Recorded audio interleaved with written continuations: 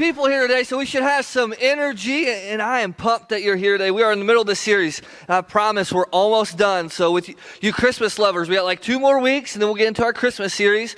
It's flannel weather, so if you want to be stylish, wear your flannels to church. I see about 4 or 5 right now, so it is approved to do that. And we'll be getting our Christmas series, but before we get there, we got to finish this book of James. So I think we have 3 weeks left, including this week, so 1 more chapter after today, but we'll get there. So we're in this series that's called Paparazzi, living out your faith while everyone is watching or the world is watching, and it's on the book of James, and we've talked about a lot of things, and kind of to summarize the book of James and why I like it so much is show me. I'm a show me guy. So James is like, hey, you say you have a faith in Jesus, you say you're a Christian, show me with how you spend your money, show me with how you treat people, show me with how you handle your finances, but show me how you treat your spouses, show me how you love people, just show me that you believe in Jesus by the way you live.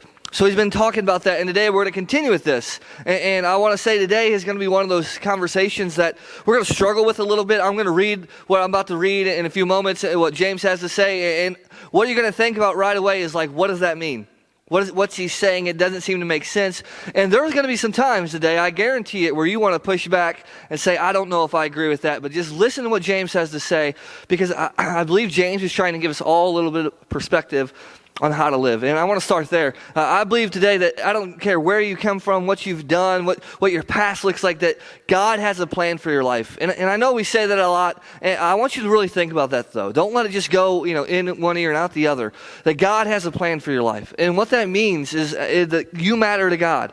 That you have a purpose, that he has value for you, and he has a specific plan and a way that he wants you to live your life. And that is so powerful. And we got to make sure that we're living according to that plan. And so in some capacity today, we're going to be looking at that and looking about how we're to live every single day. Not how we're to live tomorrow, not how we're to live 10 years from now, but how are we to live in today, in this moment right here, right now, understanding that our lives matter, that we have value to God.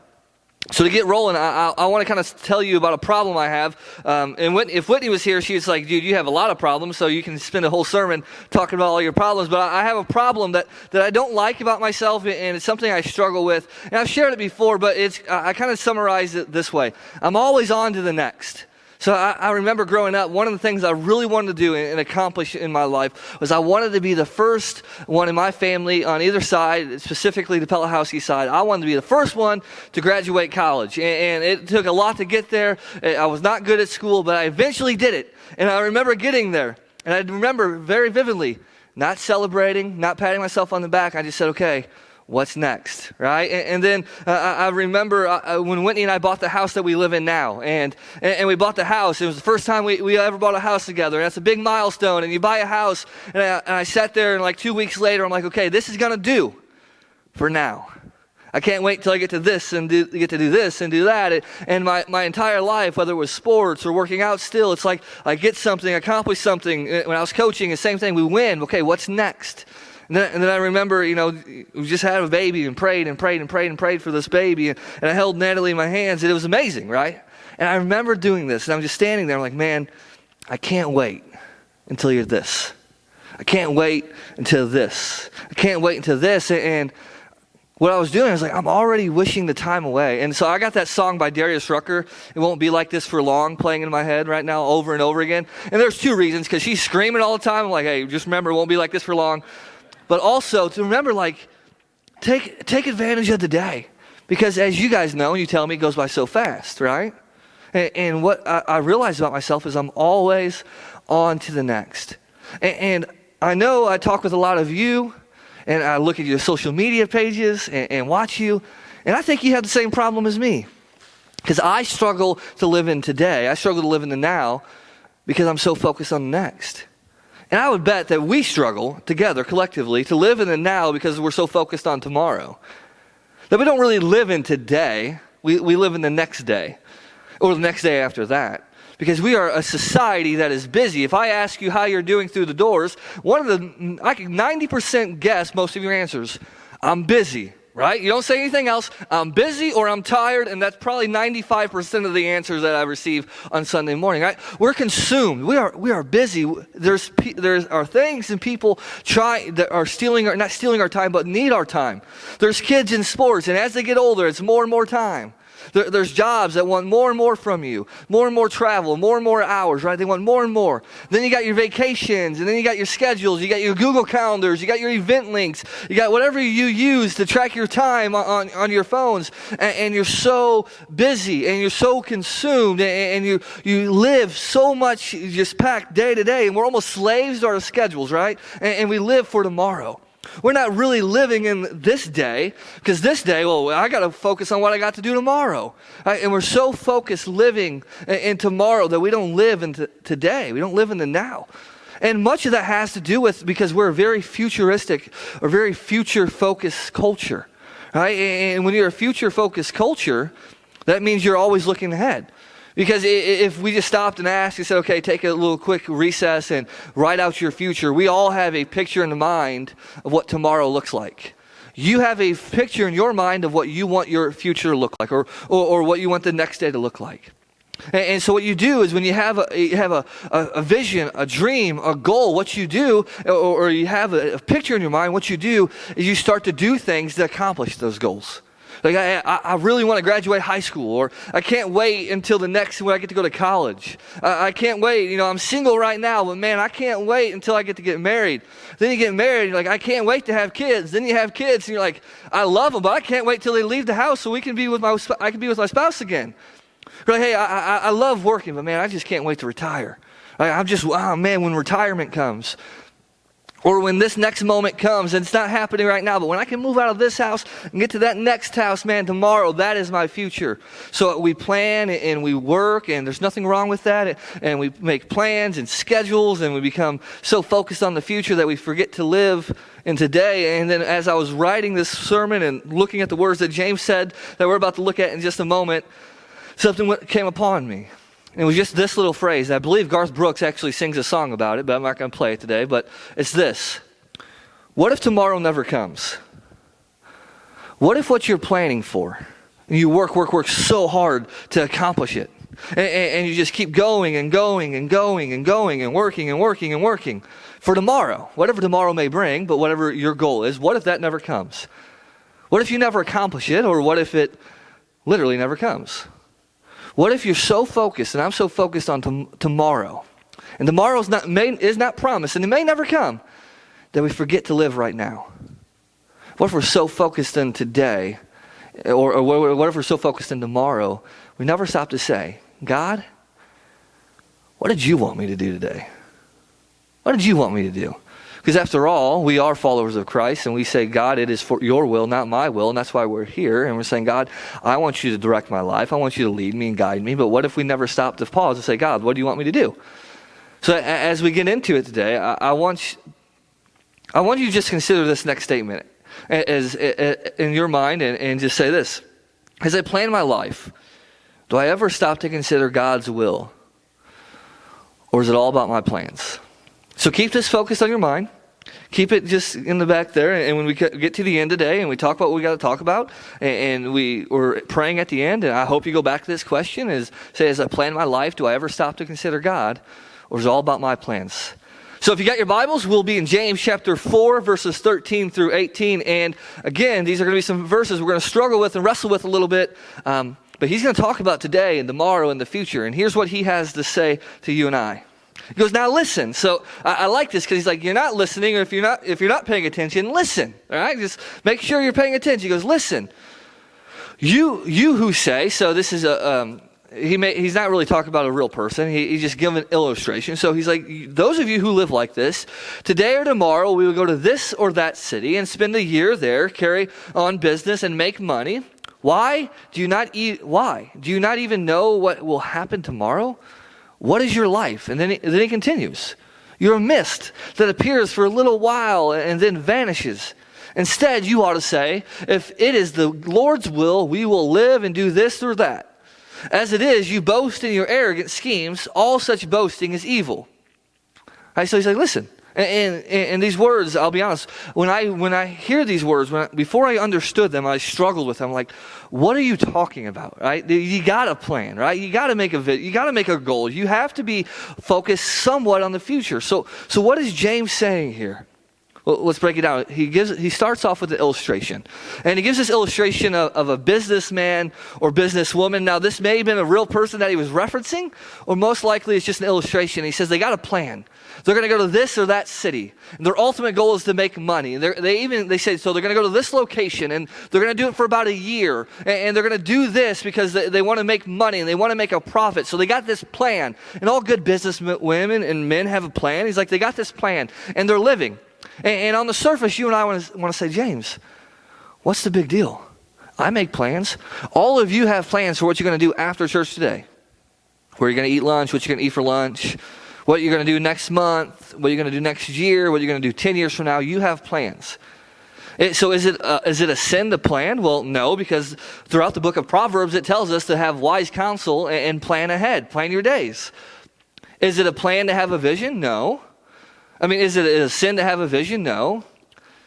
Is it a sin to have a schedule? No.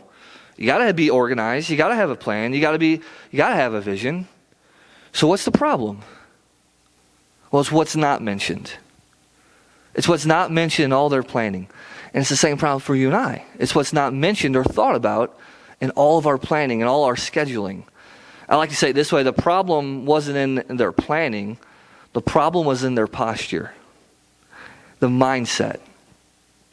The problem wasn't that they knew where they wanted to go, how long they wanted to be there, and that they wanted to make money. That wasn't the problem. Nothing wrong with making money, nothing wrong with having a plan. The problem was what was not in any of the verses. Not once did this person in this illustration stop and say, God, what do you want me to do? Not once did they consider God. Not once, and he's writing to Christians, not once was God even on their mind. It was about a location, a time, and make money. That was all that was on their mind. Not once did he mention God. So it wasn't their planning, it was their posture. The posture as if they were God and they were in control. And for you and I, the problem isn't that we want to get married. It's not that we want to have a retirement fund. It's not that we want to be empty nesters. It's not that we want to do this or that. The problem is not when we have a vision, a hope, or a dream, or a plan. The problem is, or when it doesn't include God. The problem becomes when we plan and we schedule and we schedule and we schedule and we become slaves to our calendar that we never stop and say, God, what do you want me to do? James is saying the problem or the issue is that we claim to be followers of Christ, that we claim that we want to put God on the throne, we claim that we want to live according to God's will, and then we go out, we grab our tablets, we grab our phones, you go to your apps, you go to your calendars, you do all this stuff, but you don't stop to consider God in the planning. He's like, that's the issue. It's not the planning. It's not that you have a good idea. It's not that you have a business plan or a schedule for your life. He said you become so focused on the next that we don't even consider God. That we never once say, God, what do you want me to do? So what he's doing is he's not attacking schedules. Right? I bet, though, he would tell you some of you are slaves to your schedule, and that was never how it was supposed to be. But he's not attacking calendars or schedules. What he's attacking, very much so, is not planning. It's a mindset, a way of thinking. Again, he's writing to Christians. He's writing to people who claim to follow Jesus. He's like, listen, you're living as if God doesn't exist. And there's this phrase that I came across this week that one of the scholars that I was reading and when he was using and talking about these verses, he said a lot of us and a lot of Christians live with this phrase, and you're not going to like the phrase, but we're going to give it to you. It's called practical atheism. And what is practical atheism? Practical atheism is when you believe in God, but you've yet to connect that belief to certain behaviors and actions. So you believe in God, but that hasn't transformed the way you live. This person illustration believes in God. It's kind of insinuated in the verses, in the book, in the letter that James wrote. They believe in God, but it hasn't changed the way they lived. I'm going to get up on your grill, and this is going to be a little uncomfortable, right? Many of us live like this. We go day to day, planning day to day, as if God doesn't exist. Now you're going to say, whoa, Nathan. I believe in God. I trust Him with my salvation, and it's not about believing in God. And I'm not telling you don't trust Him in salvation. I'm just saying you don't trust Him in today. Right? You may trust Him with your salvation, but you're not living like it today. Right? And that's uncomfortable, and we live so fast-paced, and we're like, listen, we make all these plans, but we don't stop to consider God. So I'm not asking you if you believe in God. I'm going to give you the benefit of the doubt. I'm going to say every single one of us here, we believe in God. We believe that God sent His Son Jesus to die for us, that if we put our faith in Him and are baptized and believe in Him and follow Him, that we will have eternal life. I'm going to give everyone the benefit of the doubt of that, right? James is saying that's not the issue. The issue is we plan and live as if God doesn't exist. It doesn't change our behaviors. It doesn't change our actions. So it's not do you believe in God? But the question is, has your belief in God transformed the way you live? Because you got to start with the belief. That's the starting point. But it's got to transform the way you live. Because you can't meet God and understand what Jesus did through the resurrection and stay the same. So has your belief in God transformed the way you live? That's the question. And in our society, it's praised to be self-made. Right, I'm self-made. I did this myself. I did this and did that. And I believed that lie for a long time. Right? I come from a broken family, poor family, to get to where I got. I'm like, hey, I'm self-made. I don't need anybody. Right? I did it myself. And that's a foolish way of thinking, right? And James is like, that's kind of what happens when we live this way. When we don't allow our belief in God to transform the way we live. And when we start planning our days in that context, he's like, you live in a society that praises you for being self-made. That tells you that you're in control. That if something's going to happen in your life, you got to go out and make it happen. So what happens is we got Christians and we got people who believe in Jesus and we start living our life. And we never consider God when we say, God, should I marry this type of person? Should I take this job? Should I do this with my life, God? God, what do you want me to do? On a practical level, it goes back to our calendars. It goes back to our planning on day to day. We wake up. We're busy. We got to get the kids ready for school. We got to go to work. We got to stop at Starbucks. We got to stop at Dunkin'. Got to get our coffee. Got to get to work. Got to put in the time. We got to drive home and sit in traffic. And then we get home and then we got to get to the sporting event or sporting practice. And we got to do this, dance or band. We got to do all these things. Then we got to get dinner on the table. And at some point we got to do homework. And then at some point in the day you might have some free time. And then you sit down on the couch and you put on some football or basketball or TV show, whatever you watch, and you fall asleep. And not once did you consider God in your entire day. Because we're so focused on the next that we don't stop to say, God, what do you want me to do? So as we read these words, it's almost like we got to ask ourselves, as we're planning our lives, as we're planning our days, as we're looking ahead, are you leaving God out of your plans? Now we may never even thought about this. We may have never thought about this. Like this may have been the first time you've ever thought about this, and this may be the first time that you realize, you know what? Maybe I am. And that's why we're talking about it. Because these words that James writes, I think we just want to skip over them or kind of read them and not apply them. But if you don't do something about it today, right? If you don't do something about living this way today, it becomes easier to leave him out tomorrow. And that's why we're talking about this. So James says, like, listen, there's a lot going on in your life. And if you don't do something about it, and that's why he's writing to him, if you don't do something about it today, it's going to be easier to leave him out of your life tomorrow. He's like, and some of us are living in a foolish way thinking that tomorrow is promised and that we're in control. So he's like, it's foolish because of two reasons. He goes, the first reason it's foolish is you're not in control and your life is uncertain. You're not in control, right? And listen to what he says, right? He says, today or tomorrow we will go and do this or in that city and spend all that. And he continues that, but he goes, you do not even know what will happen tomorrow. He's like, you're not in control. He's like, you want to plan and act like you're in control? Like you know what's going to happen tomorrow? He's like, most of you can't even predict if the Bengals are going to win today or not. And you think you know what's going to happen tomorrow. He's like, you're not in control. And life is so uncertain. Like you don't know what tomorrow brings. And if you look back on your life from 10 years ago and you look at where you are now, he says there are so many things that you would never predicted would have happened, that did happen or not happen. You're not in control. Life is uncertain. So why do you live as if you're in control, that you know what's going to happen next? He's like, it's so uncertain. And then he goes, another reason it's foolish is this. Life is short.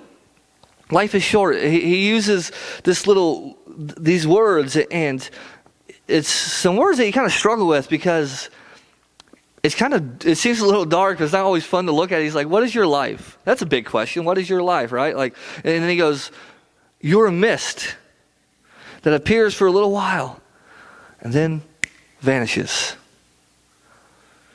He goes, your life in the grand scheme of eternity is so short.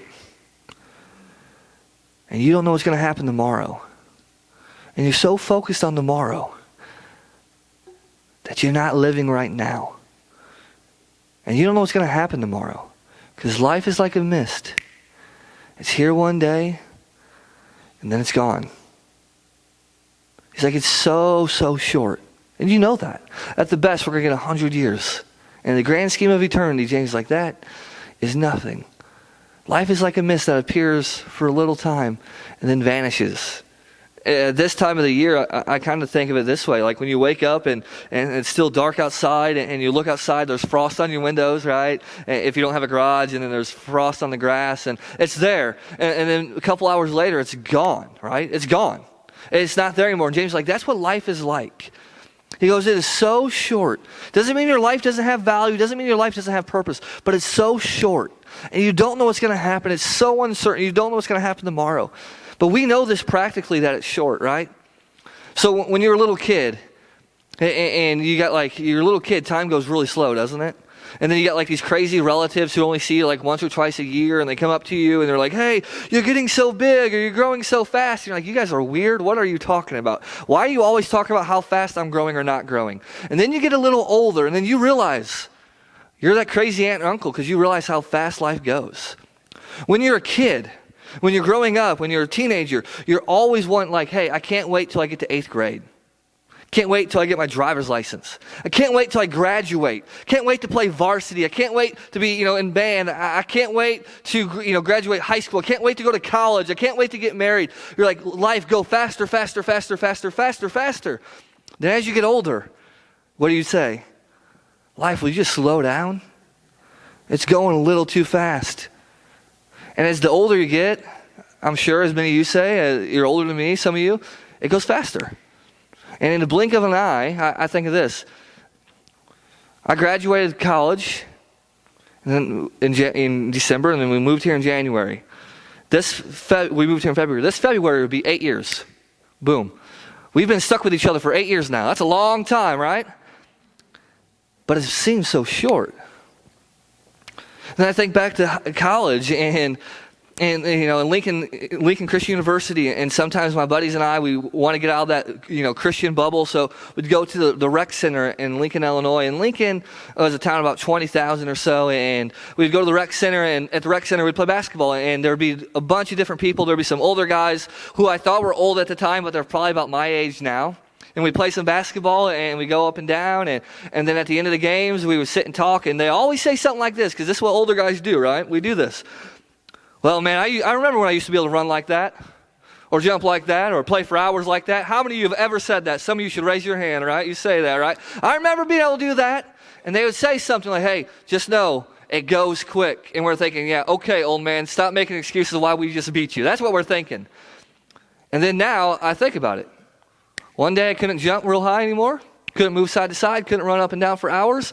And now sometimes I tweak my back taking the garbage out, right? Like time goes by fast. And we see how fragile it is and how fast it moves. And what I think James is doing is he's not saying, listen, I'm trying to be a downer. He's trying to give you a perspective. He's trying to say this life matters.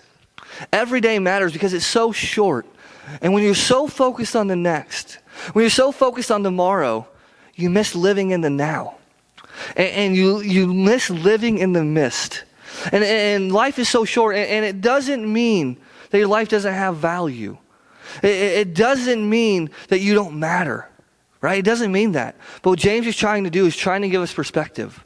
You don't know what's going to happen tomorrow. If you go back to the book of Proverbs, it says this. It says, do not boast about tomorrow, for you do not know what a day may bring. And James is trying to give us that perspective. He's not saying don't make plans. He's not saying your life doesn't matter, that you don't have purpose, that you should never plan ahead because the mist is so short. What he's saying, he's trying to give us perspective, is that how you live today, it matters. How you live today matters. The way you view today, the way you plan today, the way you treat people today, it matters. Because you don't know what tomorrow's going to bring. You don't know what's going to happen the next day. You don't know what's going to happen a month from now. You can make plans. You can have a schedule. But don't get so busy living in tomorrow that you forget to live right now. James is a pastor. He's writing to Christians. He loves the people he's writing to. He's saying, listen, today matters. How you live today matters. And don't live as if you know what's going to happen. Don't live as if you're in control tomorrow. Instead, he says, change your mindset. And that's really what he wants us to do. Because I want you to change your mindset. You don't know what's going to happen. You don't know how long your life's going to be. You know God has a plan for you. So here's how you should live. Instead of saying and boasting about tomorrow, here's what he says. You ought to say this. If it's the Lord's will, we will live and do this or that. If it's the Lord's will, you'll do this. But he goes, as you're currently living, you boast in arrogance, right? And your arrogant schemes. And all such boasting is evil. He's like, listen, as some of you are currently living, you're living as if you're sovereign. What's that mean? You're living as if you're in control. You're living as if you're on the throne. And you're boasting about it. And how are we boasting about it? He's like, you're so future focused and you think you have all this time ahead and you never once consider God. And he's like, that's how some of you are currently living. And it's easy for us, this is really easy. It's easy for us to behave or believe as if that we're sovereign of our lives in our future. It's easy to believe that we're sovereign. It's so easy to think that, hey, I'm in control. I know what's happening. I know. And what happens is that as you start to think you're sovereign and you think to know you can control the future, you start to say, God, I got this. I got this, right? I'm good. I'm in control. And Jamie's saying, listen, instead of you being sovereign, live like this. If it's the Lord's will, we will live and do this or that. James is saying, change your mindset from you being sovereign to God is sovereign over all, not you. There's one who knows what's going to happen tomorrow. There's one who knows, who holds the future in his hands. And it's not you. It's not me. It's God. God is sovereign. And James is saying, just as you plan your days and as you plan your lives, don't forget this, that God is sovereign. God is sovereign, not you, not me. God's in control. So you ought to say, God, if it's your will. Do we not make plans? Absolutely not. Like, that's not what he's saying. He's like, you make plans. Is he saying don't make schedules? No, he's not saying that. He's like, just don't write your schedules in pen. Use a pencil. Because we make our plans. Here's how we're going to live. We make our plans. We set our schedule. But we leave it all of it in God's hands. God, hey, I really want to marry this person. Is it your will? God, I really want to go to Purdue because we know all the good Christians in Indiana go to Purdue, right? But if you want me to go to IU, I'll still go there, right? God's work needs to be done in Devil Land, right? God, whatever your plan is, here's my plans. Here's what I want to do, right? Here's what I want to do with my kids. Here's what I want to live. Here's my vision for my life. But God, it's in your hands. I'm going to write in pencil. Because at any point in any of this, God, you may come to me, you may say to me, you may do something that points me in a new direction. And it's living with this mindset. If it is God's will, this will happen. That's how you live. James is saying, that's all I'm telling you to do. Not telling you not to plan, not telling you not to have a vision, not to do any of that. He's like, some of you need to plan more, right? He's like, you need to have a plan about your life. But what I'm saying is like, if it happens, if it's God's will, this will happen. So he says, you should live if the Lord wills. Now, it's not making this a Christian cliche, right? Because Christians are really good at this, right? We make it a cliche, and we all of a sudden start saying, if it's God's will and everything, right? You're at their house for dinner, and they're like, will you pass the salad? They're like, if it's God's will. And you're like, well, I'm going to stab you in the knee. Is that God's will if you don't pass me the salad? He's like, don't make this a cliche. Don't make it a cliche. Don't make this another Hobby Lobby thing. He's not saying that. Here's what he's saying, and I put it kind of long up here. It's going to be the next slide. So here's what he's saying, and this is just kind of working off my mind.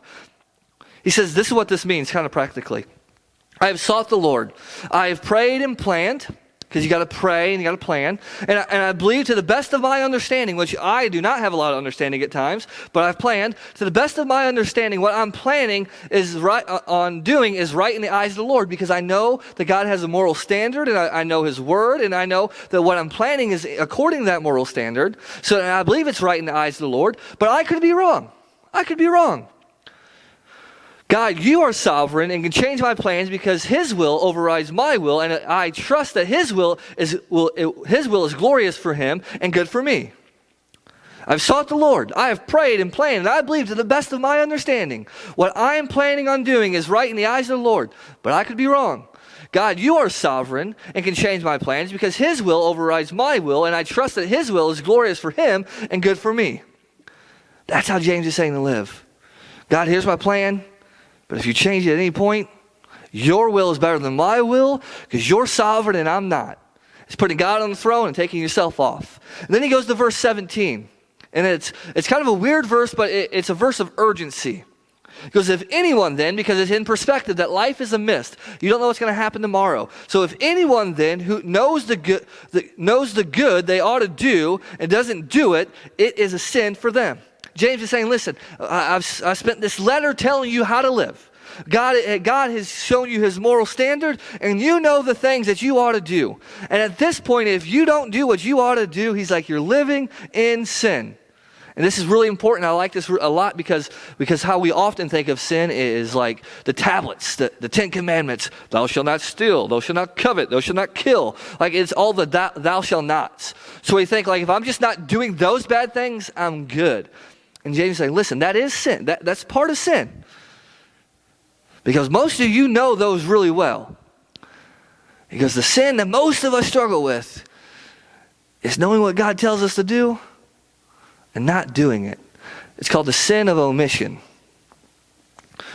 That you know God has a plan for your life.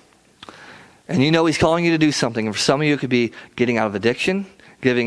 Stop sleeping around, get out of a relationship, stop lying, stop stealing, stop judging, stop hating people.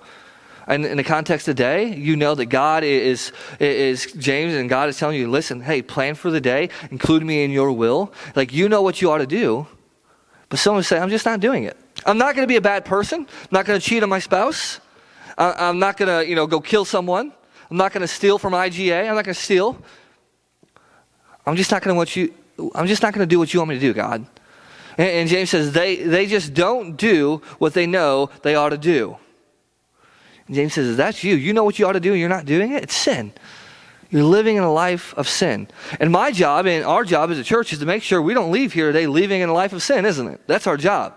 So my job is like, how in the world can I apply all this and give you one practical thing in the next 3-4 minutes that I can give you to leave with today so you don't leave here knowing what you ought to do and not doing it, right? And at some point it's on you, but we got to give you a way to do what you ought to do. We're going to leave you with that. And it's going to start with this. It's going to start with understanding I'm no longer going to be a slave to my schedule.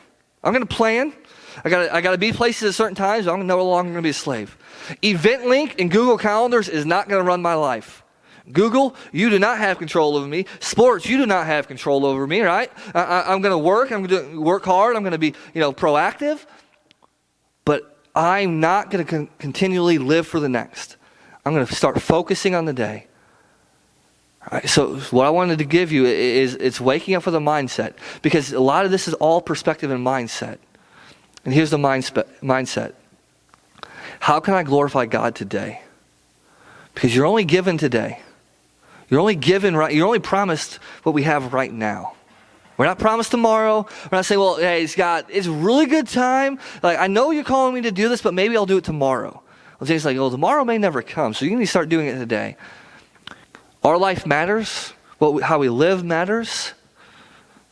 And James says, if you're always on to the next, always focus on tomorrow, you're missing out. So James is encouraging is a heart posture that has God at the forefront of all that you do. Because he knows that we get so busy trying to figure out how to get ready for the next, right? We get so busy trying to figure out how to get ready for tomorrow that we overlook the opportunities provided today to glorify God. There's an old rap song that says, today is a good day, right? Today is a good day to glorify God. Today is a good day to forgive someone. Today is a good day, because you're not promised tomorrow, to go forgive that person that you've been hating and holding hurt and anger feelings for so long.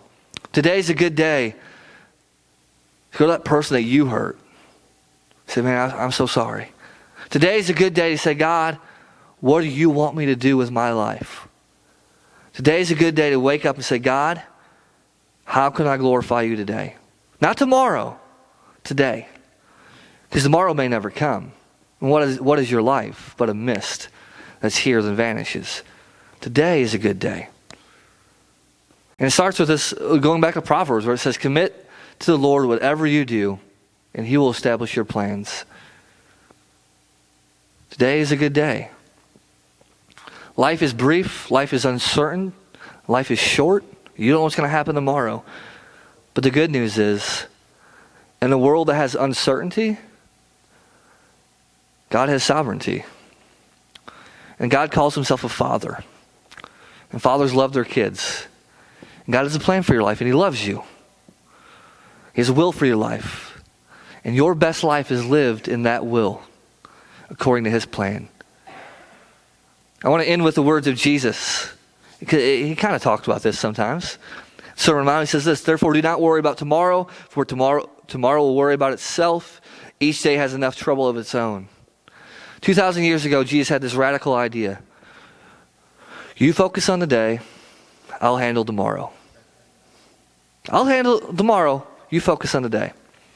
He's like, I'm giving you permission to no longer be slave to your calendar. I'm giving you permission to glorify God today. I'm giving you permission to trust today. Plan, schedule, because trust God today. And as you trust, your faith will grow. He's like, I got tomorrow, you handle today. And Jesus said, I'm giving you permission to wake up every day and live your life as if you were confident that God was your Heavenly Father and was sovereign over all. As the worship team comes up, what that means for some of us, handling today, some of us need to handle today for the first time, make that step to give our life to Christ. And we would love to have a conversation with you. If that is you, you can go to these double doors, and Adam and myself will be standing there. We'll love to talk to you. We'll take you in the fireside room by the fireplace. For others of us, what we need to start doing today is being confident that God's in control. You may trust God with your eternity, but do you trust him with your schedule? Do you trust him with your today? And it starts by living and glorifying God in this moment. Because life is uncertain, life is brief, and we are put here for a reason, and our life matters. And the ultimate thing we're to do with our life is glorify God. Let's pray. God, we're so thankful for you. We're so thankful that you give us this time, though it's uncertain and we don't know what's going to happen and it's brief. God, we trust that you're in control. We trust that you have a plan. We trust that your plan is good and that you're a better planner than we are. God, you are sovereign over all areas of our lives. Father, and I pray that we live like that and we believe that. And we live as if you're in control. That's your good Father who loves us. It's in your great and precious name we pray. Amen.